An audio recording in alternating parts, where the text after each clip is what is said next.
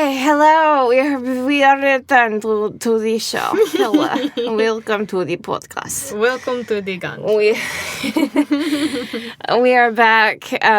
Sorry for the break last week, but things were happening. So, things happen. Things happen so much. They do. They happen too much. So much. But we are back with Kat. Yeah. Kat is joining me this week. So Kat and Tim, hello. We are here. We have podcast. Yeah. To make. We had the tea question. Should we answer that first? Well, we usually we do the cold open first. Oh, that's right. Cold open. Sorry. That's okay. I'm not a professional podcaster, as you can clearly tell. I don't know what I'm doing. Listen, we have to do the cold open where we have some jokes. We have to tell like a story or something that happened. I don't know what accent this is. Like three accents together. You have to tell like a story or something, and then we have to go to the title break where we play the title music so people know what they're listening to, and then we come back and we do the rest of the show, and we are entertaining generally. So I have a story then. Okay. Yeah. So last night, have we talked about Zoe on the podcast before? We mentioned Zoe. It's the cat we are currently fostering. Yeah. So last night Morgan and Sam brought her because she's been living in Morgan and Sam's room up until now, so she's been getting restless and stuff because she's still a baby. She's about 4 years old, I think. She's as much of a baby as Monkey is. Yeah, basically. True. But she's getting restless because she's cooped up. So Morgan and Sam we have a baby gate that we use for the cats, and they put the baby gate up at the top of the stairs, and so that Monkey would be upstairs so Zoe could walk around downstairs. So last night, after I got home from work, Sam put Zoe back in their bedroom with the baby gate there so I could feed Monkey. And Zoe discovered that she can jump over the gate. Yep. Yep. Yeah, which as a bit of backstory, Monkey's got a little bit of trauma from when I lived with my parents and their cat. She was very aggressive toward her, so she's gotten better about like being around other cats, but she's got some ways to go. So thankfully there was not like a big fight or anything, but like it's just gotten to the point now where Zoe just knows like, yep, I can clear this gate. Yep, I sure can. Yeah, I don't know how they're gonna keep her in, but like hopefully we'll find her a home soon. So yeah, I think it's just mostly gonna be like supervision, like making sure she's supervised and that kind of thing. There, it was just really funny because we went upstairs. They let Zoe out again for a little bit before we all went to bed, and the gate was up there. So when we went up the stairs, Zoe just like hopped over the gate over the stairs. I think Frankie was coming up the stairs and like saw little torty cat. At the top of the stairs, assumed it was Monkey, was like, hi, Monkey, and then the cat turned and there was a tail. Monkey doesn't have a tail. So you're like, oh, that is Zoe, and then you just hear this distant hiss, and Monkey's just like, ah!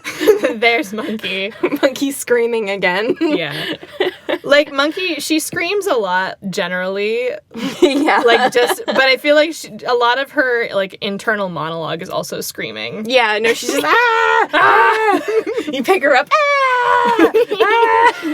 Which, like, I love that because it's so relatable. Like, her most relatable features is just, like, screaming all the time and then just, like, flopping over. Yeah, flopping over on the floor because things are too hard. And I'm just like, Monkey, I understand and I relate to you so hard. Yeah, that's Monkey. Yep. I love when she just decides to scream at you. She just sees you and goes, ah! Which, like, I feel like sometimes people feel that way. Like, they turn around and see me and they're just like, ah! Ah! That's how I feel when you come home, Kat. They're just like, oh my god, I haven't seen you all day. Ah!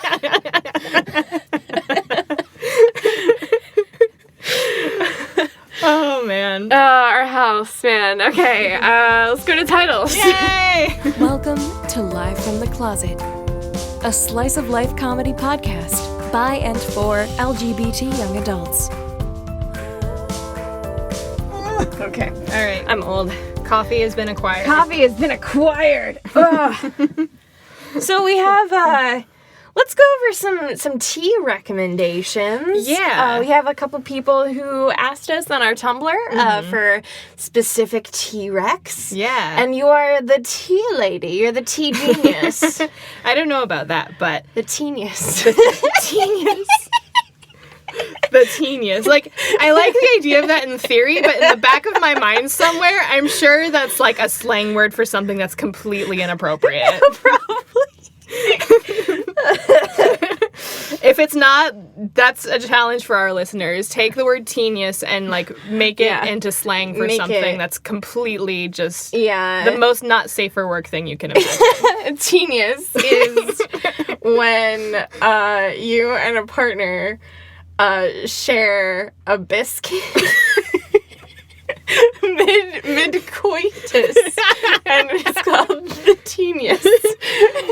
It's when you incorporate tea and biscuits into your coitus. Just you have to pause mid fuck for just a little bit of like tea and crumpets. You gotta soak the biscuit in your tea, and then you have to share it with your partner, but you have to be fucking during it. Let us partake in the teenius. I don't know. That's it. That's how it goes. That was my one. No shaming. No, it's okay. That was... See, the thing is, like, my role as the sin police is that, like, I fully expect for, like, dick jokes and, like, those kind of jokes to be made all the time. It's when you have to say shit like, yes, daddy, shove your Discord orb up my ass while as you're watching a Zenyatta get play of the game. That's when I'm gonna be like, okay, maybe tone it down a little. Just a little. You know, I wouldn't say something to defend myself, but that sounds like exactly something I would say.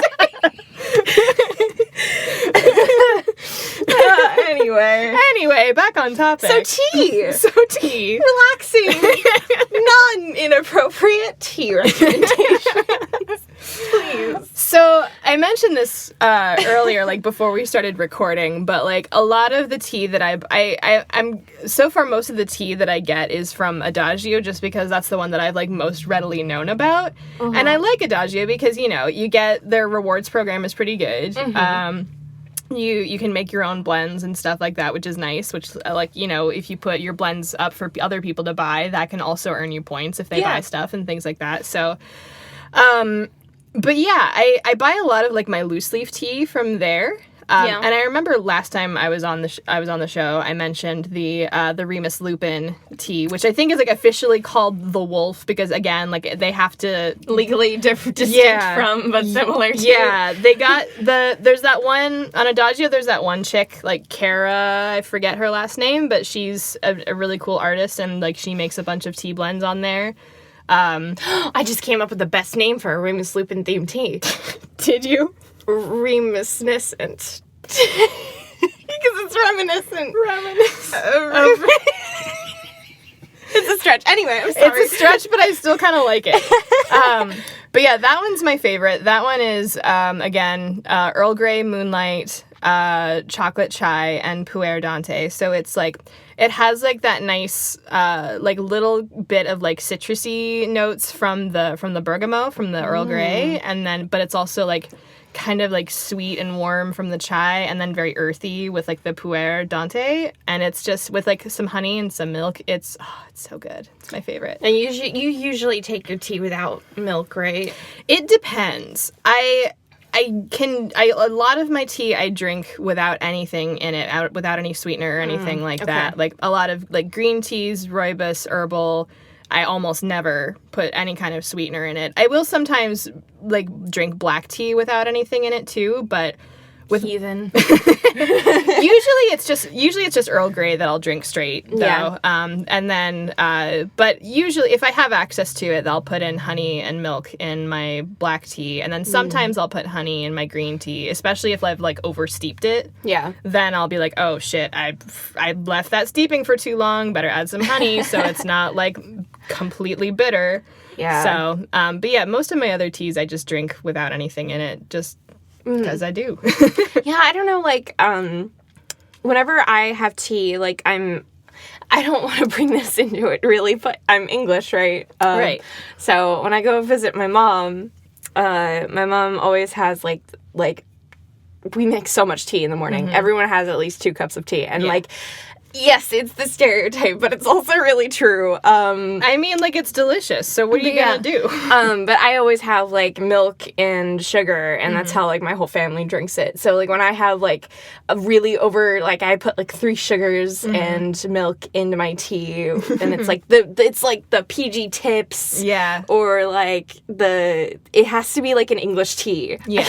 Like, Lipton, I can't do Lipton. Yeah, I'm not a fan of Lipton either. Ugh, it's disgusting. But, like, PG tips, Twinings is okay, but it's not, like, your trashy daily tea. It's, like, every time I need a pick-me-up, I make my trashy black tea bags with lots of milk and lots of sugar, and that just tastes like home to me. That's fair. I think, like, as far as, like, some of the more, like, readily available teas, I really like, Bigelow makes this green tea with jasmine in it. Oh, I've had that. That's good. Yeah, I like that a lot. And then also the Celestial Seasonings Tension Tamer is wonderful. Oh, yeah. I love that. I'm not crazy about the taste of that one. It tastes like licorice, and it sucks. If you put enough, like, sugar in, it doesn't taste that bad. See, I don't mind it. Like, I'm not a big... I don't really like licorice, but, like, I think it's more palatable in tea form for me. I don't mind licorice, but I just don't like my tea to taste like licorice. It's a weird thing. I love rose tea as well.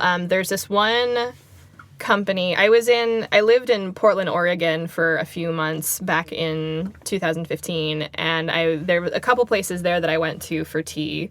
There was one there's one tea shop that's there, and they also have, like, loose leaf tea for sale in various places, like grocery stores and stuff. It's called the Tao of Tea, like Taoism of tea, as you might expect. But they make a really nice rose tea that I like. They are kind of expensive, but, like, the tea comes in, like, these really nice, like, aluminum tins. Oh, I love tin tea. Yeah, so that kind of, like, you know, to me that, like, justifies, like, the cost of it, because you're getting that nice tin along with, like, the actual tea as well. Another place that I loved when I was in Portland was this tea shop called Townsend's, and they had a couple locations around the city, and they have, like, over 100 different kinds of loose leaf tea, and they also had, like, bubble tea and things like that, and they do have their tea for sale on their website. They have a strawberry sencha, which is like a strawberry flavored green tea that is so good. That sounds good. It's so good. I love it. And they're actually pretty... I was looking on their website before we started recording there, and, like, buying, like, the loose leaf tea is not too expensive. Like, obviously, like, it ranges in price depending on, like, what kind of tea you're getting, but I think the strawberry sencha is, like, $2.50 per ounce, which is really not too bad for loose leaf tea, I don't think. Yeah. They also have, like, a pumpkin spice chai, which is very good. I'm trying to think what else of theirs that I've had, but those are the two that stick out the most to me in my brain. And then I'm looking to, like, expand my tea sources as well, and I was doing some research, and there's this one place, I guess down in Florida, called, hang on, let me pull it up, Kalesia Tea Lounge. It's spelled Kaleisia Tea Lounge. And they also have, like, their tea available for sale online as well. And I was looking at it. Also, like, has that, like, nice range of pricing as far as that goes there. And they seem to have some really interesting ones. Like, they had one that was, like, a chocolate cappuccino tea that I kind of want to try. And then they had a toffee flavored one that I think would be good. So I might explore that. And then next time I'm on here, if I've had a chance to try that, I will be like, yes, buy Tea from club. them. Tea club. Pretty much. Yeah. The one thing that, like, gets me, though, is that, so, like, matcha is pretty popular for most places, but, like, a lot of places that sell it, it's so expensive. And it's, like, my dude, go to like your nearest like Asian supermarket and get it for like $2. Like the powdered stuff Yeah. that we have? Yeah. Yeah, but like they have so much of that in like whatever Asian supermarket you go to. Yeah. It's just if you're looking in like the mainstream grocery stores that you're not going to be able to find anything cheap. That is true. So like places that are, like, especially like online places as well, like like Tiavana sells there for like $20 an ounce. Yeah, and I'm just like what the fuck? Like I understand it's difficult for some people because, you know, not everybody lives in like a big city where they might readily have access to an Asian market. But pro tip, if you ever get a chance to find an Asian market that is within the vicinity, or if you go on vacation somewhere that may have an Asian market, stock up on some matcha that way because it'll save you a lot more money in the long run, probably. Yeah, but don't be that white person. Like, True. Like, don't be like going in and being like, "Hi, do you speak English?" Yeah. Because like, I mean, for the most part, these places are not for white people. Yeah. So like, just be considerate when you go in. You know, be polite and everything like that whole thing. Mm-hmm. So shall we get into the meat of today's episode? I'm so excited. I'm so pumped. We had this idea way back when we were just driving around and we were talking about original characters made for specific fandoms. And like back in the day when you're like 13, 14 years old and like you're super into this fandom and you create like your OC that fits into that fandom, and then you go on to like Gaia Online RPG forums the way I did, or whatever your roleplay forum of choice was or is at the time. Oh man. Okay, so let's start off with a couple of ours. Yeah, we'll start with our own first. So mine isn't like, I never really had like super like OP ones, but I had a couple Buffy OCs. Yeah. And I mean, I guess that's appropriate for today. I guess it's the 20th anniversary of Buffy or something. It is, yes. So I had a character called Lucy Miller. And she was one of the neck slayers that was released with like the end of the season. I forget what all happened, but like there were a bunch of new slayers or whatever. But she was a slayer. And she was like found and brought into the gang, and like I think I had a couple of RPs with like canon characters, and I can't really recall. I think Spike, I think like a couple other like angel characters. But so she was perfect. She was super shy, but like super good at fighting, and also clumsy because all OCs have to be clumsy. Yeah, that's like that. I feel like when you're like 13, 14 years old and you're just like, oh, my character has to have a flaw. One single flaw, and it's always like, oh, they're just very clumsy. They're just so clumsy. That was the flaw. But it's endearing. Yeah, like clumsy but in an endearing way. So I mean that's not really like fantastic. I guess I could have done a lot worse. Yeah, that's like, but by comparison, that's really not too bad. No. That's why I started out with it. Why don't you tell us about your OCs? Mine's pretty bad. So I made several OCs for like a bunch of different fandoms, and most of them were just like extensions of like the characters that existed. Like I distinctly remember I had an OC for Magic Knight Rayearth, I had one for Yu-Gi-Oh!, and then I had one for Yu Yu Hakusho. So, like, the ones for Magic Knight Rayearth and Yu-Gi-Oh! Really weren't too bad, because it was like they were both, you know, they're both girls. The one was also a Magic Knight, because obviously. The other one, the one for Yu-Gi-Oh! Had a Millennium item, because obviously. But my Yu Yu Hakusho one, she is like the most extreme OC I've ever made.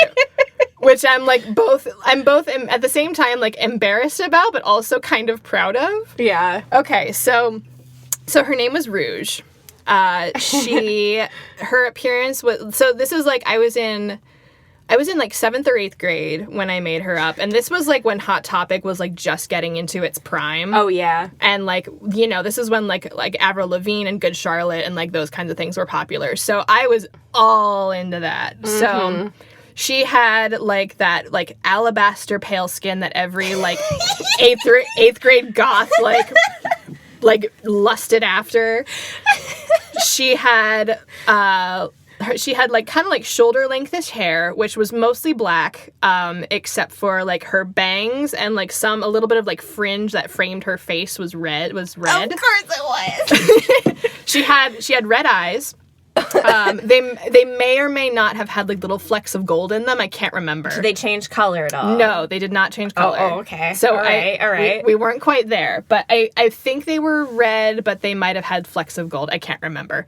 But she had, I think it was under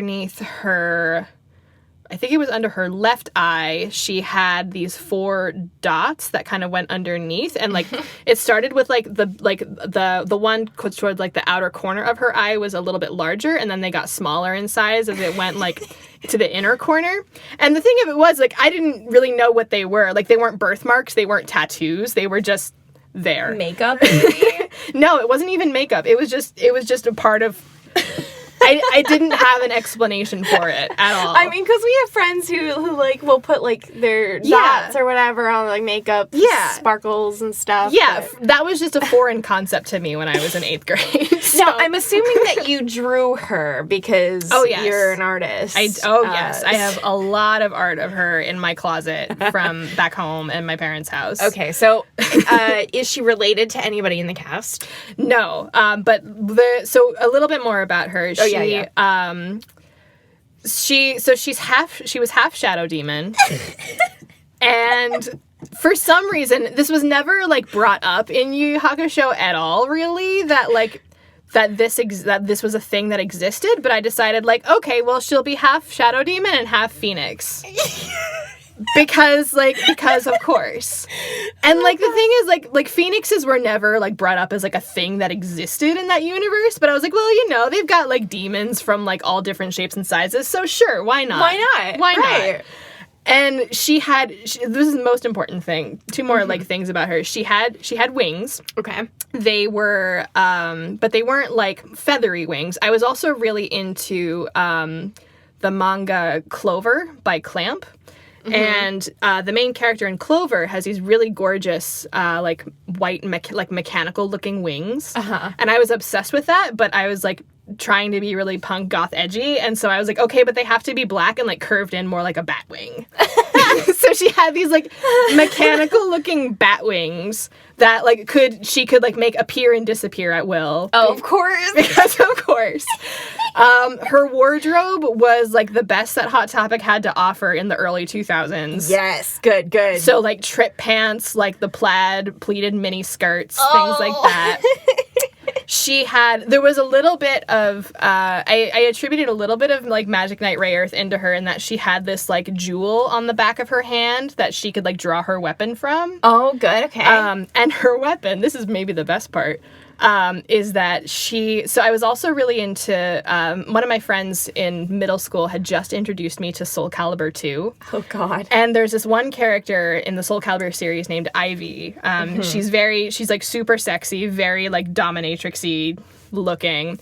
Her weapon is this sword that, like, the blade can, like, come apart into, like, a whip that has these segmented blades on it. Yeah. So I was like, that's cool. I'm going to put that on my OC. So she had this blade, this sword that could become a whip. And, like, it worked so well because, like, I was also, like, you know, like most people who liked Yu Yu Hakusho really loved, like, Hiei and Kurama. And Kurama has his rose whip and Hiei has his sword. And I'm just like, this is perfect because it's, like, a little bit of each of them. And then to top it all off, I decided that she was going to be an exiled princess. Oh my god! I just all of the OCs. I really did. Like, I decided that in the universe of Yu Yu Hakusho. So like, there's kind of 3 major realms in Yu Yu Hakusho. There's the human world.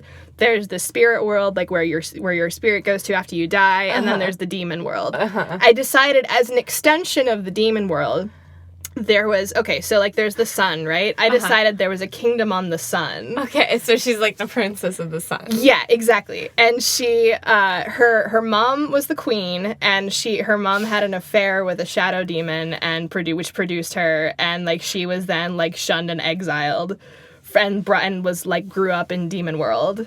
And that kind of thing, which is also a little bit of an homage to Hiei, because his backstory was that, like, his mom was a snow maiden, and the snow maidens live on, like, these floating islands, and they kind of like asexually reproduce, I guess. But his mom had an affair with another demon and produced him. Okay. So it was a little bit like that too. Oh my god. And so she was my Yu Yu Hakusho RP character, OC. Yeah. And of course, like, I would, like, scour the forums on Gaia Online looking for people who would, like, roleplay as Hiei or Kurama to, like, romance her. And there was this one person that I met on there who, bless their soul, because they, like, played as Hiei for me for, like, a year. And just, like, blessed my, like made my little 14-year-old, like, OC shipper heart just, like, so happy for that time. That's so cute. So, yeah. Oh my god. Yeah, no. Your OC, like, completely was just like, wow, that is one of the most OCs I've ever heard. It really is. She really is. Someday I will probably, like, just draw her for shits and giggles again, just because it's been so long. So, oh my gosh. Oh my god. Like, it's just, everyone always, okay. So, on Mary Sue's and stuff, everyone always gives them so much shit. Yeah. But I think as, like, it's not even, like, a coping thing. It's just, it's very empowering to make this, like, character that hits every, like, you know, mark, like, half demon, half wildebeest, half person, half, like, Zeppelin. I don't know. Half wildebeest, half Zeppelin. Somebody make an OC about that. Tweet at us at Closet Podcast with your drawing of the half wildebeest, half Zeppelin OC. It's just so much fun to have that kind of, like, power over a character. It really is. And, like, self-shipping and stuff. I remember when the reactionary, like, crew came in and just kind of said, well, if you have this kind of OC, you're just kind of, like, you're not a good writer, which is, like, it's not the point. Yeah. It's not to be good. It's not to tell a good story. It's just to have fun, man. Exactly. Like, I remember I was, like, after a while when, like, people started to be more critical about, like, OC shipping and that kind of stuff like that, I was very self-conscious about it, like, in, like, late middle school, like, high school, things like that. But then, after a while, I was just like, fucking whatever. I'll just find someone else who also likes that. And, like, that was, like, the best moments, too, is, like, I would, like, find someone online who, like, they wanted someone to, like, play this other, like, existing character to ship with their OC. And I would be like, yeah, I'll do it for you if you do it for me. And then you're like, yeah. And, like, trade that shit. It's like you high five, freeze frame, and, like, go off into the sunset when you had that moment. And it's, like, I feel like it's having a little bit of a renaissance now where, like, you're free to make your own stupid OC, even if you don't think it's stupid. Like, if you're just having a good time with it and you're enjoying your OC and you're shipping them with an existing character, then fucking do it. Yeah. Like, it's so much fun. Yeah. I had someone giving my friend, like, shit for her Dragon Age OC the one day. Yeah, I remember you telling me about this. And I just got so mad because, like, it's like she's having fun. She's writing little stories.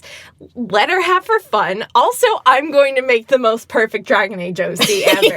Yes. So I made Mara Trevelyan, who is everything I love.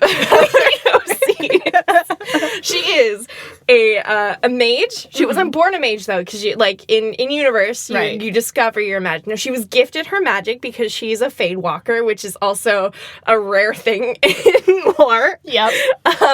She was gifted by an elven god who found her in the Fade, and it was like their dream world where magic goes, and like gave her magic. So she's a really powerful mage, but in the when she went to the mage circle thing, she was given pretty much all freedom because she was so good and they love her a lot and everyone loves her. Yep. So like everyone got along with her. She has about 50 boyfriends and girlfriends. Like she'll kiss everybody, but she's also very sweet and nice and kind, and she's an arcane warrior. Which is also very rare. Also very rare. And Fade Walker. And also I think I gave her like rogue abilities too. Like just everything. She's everything. And I love her. Oh my gosh. So like that was my reaction. Just like I'm just gonna write 50 million stories, and then I asked everyone for their OCs and I made Mara kiss them. So I asked our wonderful listeners and my followers on Tumblr for just a few examples of their OCs. Oh, I'm so excited. Just because, I mean, like, everyone's gone through this. Yeah. Everyone's made their own silly OCs. And I want to stress that we're not making fun. We're just going through these and enjoying the fuck out of them. So let's get started here. So we have Raspberry Monster says, when I was 13... my friend was in a Warrior Cats RP group on DeviantArt. All the cats had a special power, so he made a cat named Yuki Paw with snow powers. I wanted to be in the group too, but I wanted to be unique, so I created Mug Paw, the cat who secretes glue. I want to know... What I want to know is, like, where does the glue secrete from? I like the paw, I guess. Yeah, like, that could be... Okay, but, like, no joke, that could be very useful. It could be, like, if it's on will. If it's just natural and, like, there's glue just coming out of That's just tragic. That's just tragic right there. No, but if it's something you could do on, like, at will, like... God, can you imagine, like, how much easier it would be to do cosplay stuff that way? Oh my god, you just glue everything together. Yeah, you don't have to, like reach into, like, the bottle. Just do it, like, straight from your finger. Oh, man. Oh, that's great. I don't know much about Warrior Cats, so I don't know, like, the context of it, but it sounds great. They're just, like, cats, and they have their society, but they're also just cats. Okay. So I guess these are magic cats. I'm not sure if that's part of the universe. Let's see. My first ever OC was for Rise of the Guardians.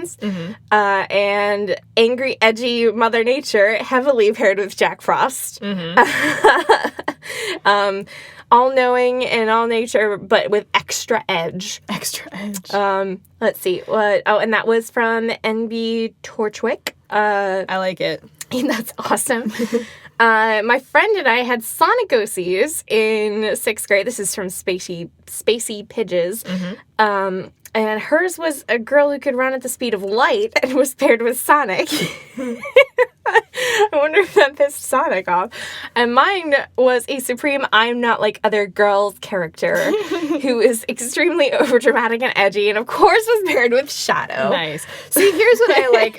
Here's what I really like about the one that was paired with Sonic, though, is that, like... If you make your OC to be, like, somehow, like, better than their like, designated fictional partner, I'm here for that. Oh, yeah, definitely. Like, someone who's faster than Sonic the Hedgehog, you, like, get it. You get it. Oh, my God. Oh, this one's good. All Hail Trash says, my first ever OC was named Jae-in. She was Korean. And she is a Reaper, was turned into a Reaper, because she was originally an angel. Oh. But she was turned into a Reaper. Classic. By like an artificial drug. She's 17, but actually she's 17,000. Yep. She drinks underage quite often, smokes when she's bothered, and likes to game in her spare time. She often eats souls and looks like she can kill you, but is actually a cinnamon roll. P.S. She is gay as fuck. That's beautiful. That was like... That's a good traditionally, one. That sounds like you would start a thread on a forum like, angrily smoking outside and looking at the stars. And Yep, I like it. We got an MLPOC from Alex the Genderless. Oh, nice. Named Bloody Rain. Oh, no. That was the homeless daughter of Princess Celestia that was eventually taken in by a demon-possessed serial killer. They made her the vessel of a demon. She was Gilda's girlfriend. That's beautiful. That was poetry. Who'd ever thought that My Little Pony could get so extreme? So dark. I love it. What I love about like all of these almost all these OCs is that they're like so like they've got that continuing theme of just being so edgy and so edgy. Extra. And I love it. I love that. Oh, thank you so much. Oh, that's wonderful. And Sleepy Zach said, how about another warrior cat's OC named Blue Wish, who was blue and purple and had a white tuft of fur over one eye. Super sweet cat, but could fly into a bloody rage and basically become the most powerful in anger, fucking Hulk cat. I love that. That's great. That's beautiful. So all of these are amazing, but I wanna close off our submitted OCs with a beautiful OC that I got from Death Note. This belongs to my friend Kat, who I do Ladies of Darkness with. Okay, so I don't know that much about Death Note. I know a little bit. I know, like, the general premise of just, like, there's these notebooks that you write someone's name in and they die, and there's Shinigami and that kind of stuff. There's somebody called L and Light Yagami. Yeah, Light Gami. No, Light Yagami. Stop. She was an idol /genius/detective. Nice. Her dad was Ryuk, I guess is a canon character. Yeah, I think he's one of the Shinigami. Oh, yeah. Now that you say that, she was beautiful. Mm-hmm. Had pink hair, of course. Nice. Her name was some fucking kawaii shit. I think we get that eventually here. I'm reading from my chat logs. Her love interest was Elle. Uh-huh. She was super good at baking and dressed in Decora fashion, which I looked that up because I didn't know what that was. Yeah. Which is like super kawaii, like stickers and like everything. Basically, like if you have like every accessory that you possibly own, you just put it on your body all at once. It is actually a very cute fashion style. Oh, it was caramel spelled with a K. Caramel! Her design had a cat headband, but she was, like, super good at everything and really, really pretty. Yeah. And shipped with L. Like, I think that's just, like, perfect. That's like, everything I've seen on Gaia. That is pretty great. Like, it really, really is. Like, I can see, like, that would be one of the OCs that you would, like, definitely, like, you go on a Gaia forum and you see, like, someone has their, like, the little anime picture that they grabbed from, like, Photo Bucket or, like, or, like, Advanced Anime or whatever. Oh my god. And like then they had like on Gaia, I remember you could like pay somebody in Gaia coins to draw your OC and I remember that. Yeah. So oh my god. But like it was just such a nice thing when you got somebody who was willing to RP with you. With your OC. Yeah. And they would be like, oh, I'm gonna be like this canon character and you can be your OC. Yeah, like those people are doing God's work. Yeah, honestly. Like, I do want to mention, like, one of my friends has, like, the Mary Sue. Really? My friend Kylie Hinkie, who was pretty big on DeviantArt for just drawing her self-insert character with, like, whoever she liked, like, Ed Elric or something like that. But she's still doing it because, like, she got so much hate for it. But she's just kind of embraced it. I think she has a Twitter RP account called 50 Billion Boyfriends, where she just, like, engages, like, whatever, like, RP accounts on Twitter. And just, like... That's amazing. Does Mary Sue flirting, and it's just great. Like, that's the proper response whenever somebody's just, like, whatever, like, your whoever says, like, your fun is wrong. Like, that's the most most appropriate response is to just enjoy that thing even harder. Yeah, really. and I know Kylie listens to this podcast, so she's probably gonna hear it and be like, yeah, that's me. Well done, Kylie, you're doing good. Yeah, no, fucking that's the dream, man. And like, man, I love OCs. They're so fun. Yeah. So and then we were talking about an OC like game. Or something. I would love to do like a a one-shot D&D campaign or maybe even like a couple episodes or something like that, where it's like just everyone is playing their player characters are all like their like most edgy extreme OCs ever. Yeah. And I've been thinking about it a little bit because like I have to figure out a way that like you like the players can be like that like edgy OP like character without being too OP. Right. Because, you know, it's D&D and that kind of thing, and you don't want to make it too easy, that Right. kind of thing. So, like, one thing I was considering is that, like, depending on each character's, like, class, they can have, like, one, like, super extreme, like, overpowered ability that they can do, like once a month in-game. Yeah. That kind of thing. And then, like, flesh out, like, other little features or something like that. I think might be a little more reasonable. Maybe you could have it be like an alt or something in Overwatch where you have to charge it up. Yeah. Like, you have to collect, like, something Like, to... after you reach, like, a certain number of experience points. Yeah. Or something like you that. can do it. Yeah. I think that might be a good idea. That's a good idea. I'll have to play with that a little bit more. Like, earn your power-ups. Exactly, yeah. Okay, I've got a concept, right? Okay. Your OCs get, like, put into a different world or whatever. Yeah. And that means that they, like, lose their super OP powers. Ooh. And they have to get them back. That's a good idea. And that's, like, part of, like, the like, overarching campaign plot. There you go. That's a good thought. That's good. But I think we could probably put something together. Yeah. It's like, I feel like you need to have at least, like, 3 super unique traits. Yeah. And you need to have, like, one not really but kind of flaw.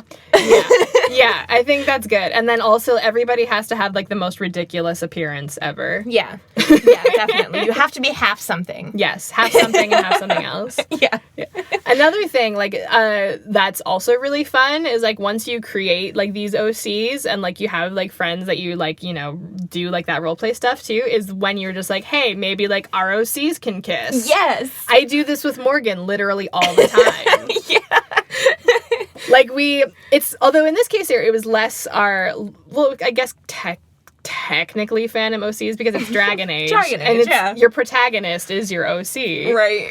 So, like, we have, like, a bunch of Inquisitors that we created, and then we're just like, hey, what if our Inquisitors kissed? Yep. That's cool. Yep. So we do that all the time. And it's gotten to the point now where, like, I will even, like, make OCs for the sake of, like, kissing my friends' OCs. Yeah, it's great. I love it. I made a boyfriend for our friend Mage and her character. I made a boyfriend for Frankie, who is also sometimes a boyfriend for one of Morgan's characters. Or both. The 3 of us have gotten together and been just like, yeah, it'd be cool if, like, Brack, Spalter, and Lenny were, like, a poly ship. That's fine. It's just, like, I think a couple people have shipped their OCs with my Max. And, like, a couple of my Inquisitors. But just, like, especially in Dragon Age, you can just make your OCs kiss. Yeah. I have a whole, like, story I did where, like, I just, like, kissed all my friends' OCs. Basically. Yeah. It's the best. Anyway, go out and make your own fandom OCs and just have fun with it. Yeah, make them kiss your favorite character, make them kiss your friends' OCs, make them kiss whoever they want to kiss. Write some self-inserts, man. Yeah. And, like, don't be afraid to make it too different from you. Like, you can be, like, a normal person, but you can be, like, a super badass in your self-insert and still be a self-insert. So, like, go out there, make some fucking cool-ass OCs, kiss some canon characters, and fuck everything up. Hell yeah. I think that's a good moral for today's app. I like it. It's good. It's very good. So, I think that'll wrap it up for today. Yeah. But thanks for joining us. Yeah. And reminder, we are on everything. I'm working on uploading everything to YouTube. We are on Twitter at Closet Podcast. We're on Tumblr at Closet Podcast.